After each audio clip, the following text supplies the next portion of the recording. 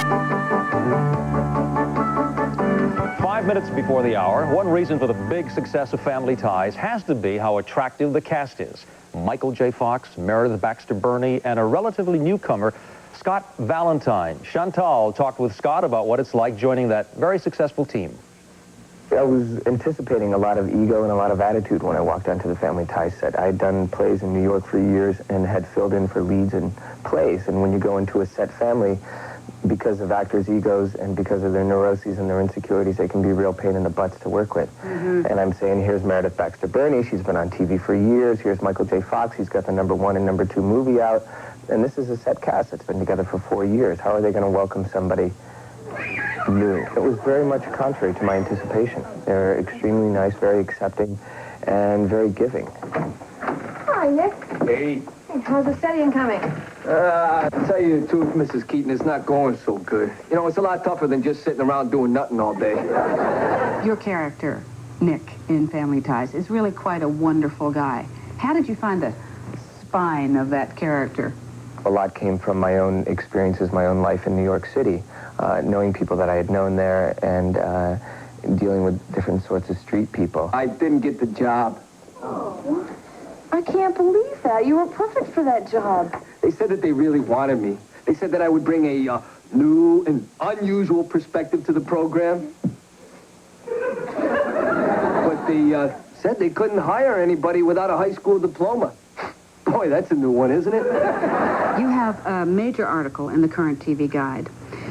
You're on one of the top-rated television shows in Family Ties, of course. You are being called the newest heartthrob. And yet you are remarkably unjaded by all of this. I think it really comes from my upbringing. I grew up in a blue-collar, middle-class family with my dad being a construction worker. And all his life, I mean, he went from being just a schlocky truck driver to being one of the top superintendents in the company, all with just a high school education. And he kept on saying the whole time, you know, you're going to meet the same people going down as you do going up. And to never forget the working man. You work very, very long hours, sometimes 12, sometimes 14 hours a day. And of course, for that, on Family Ties, you make a lot of money. How has your life changed with all that money? You know, before I used to be coupon king. And if you can see a struggling actor going through the grocery store with all these coupons and trying to file through them, and I'd be standing there and I'd say, all right, for 78 cents, I get 13 ounces, and for 68 cents, I get 12 ounces. So per ounce, this is like, so when we go to the grocery store now, we don't have to compare prices per ounce and things like that. That way it's changed, you know, but other ways, I mean, the money is nice and it makes things easier, but it certainly doesn't take your problems away. At this point in your career, you are about to embark on a very, very serious project. Tell me about that.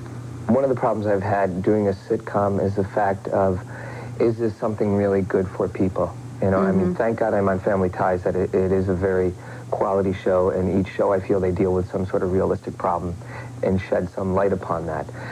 But I still am left with an emptiness, not a satisfaction.